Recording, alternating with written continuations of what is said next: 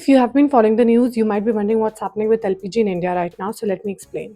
Over the last few days, LPG shortages are really hitting the Indian kitchens and small businesses. In Mumbai, about 20% of eateries have had to pause their operations, and in parts of Kerala, hotels and restaurants have announced a complete shutdown on 23rd of March because they just can't get enough cooking gas. And the other restaurants are struggling so much that they have had to cut off salaries or let some workers go. So why is this happening? The main issue is supply disruption. India imports 60% of its LPG mostly from Middle East, countries like Saudi Arabia, Qatar and UAE. And these shipments pass through the Strait of Hormuz, a narrow and heavily used shipping route. And right now, tensions and conflict in that region have blocked many ships or delayed them, which means nearly 3 lakh tons of LPG is stuck in the transit and the incoming supply has dropped by 25 to 30%. And because of this drop in supply, authorities in India are prioritizing household cylinders, meaning our homes will still get LPG first, while the commercial supplies to restaurants and shops have significantly reduced. Even the prices of cylinders have also jumped. A domestic cylinder that was about 830, 850 a few days ago is now 900 plus, and commercial cylinders for restaurants are even higher.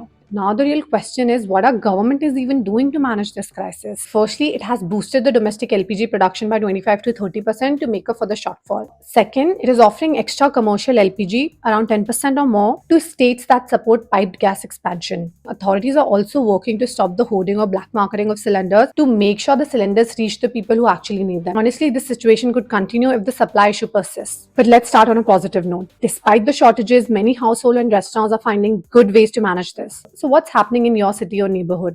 Are the restaurants keeping kitchen running, or are the agencies handling deliveries better than others? Share your experience and any good steps being taken locally in the comments below, because honestly, knowing what's working in different areas can really help all of us cope together and support each other.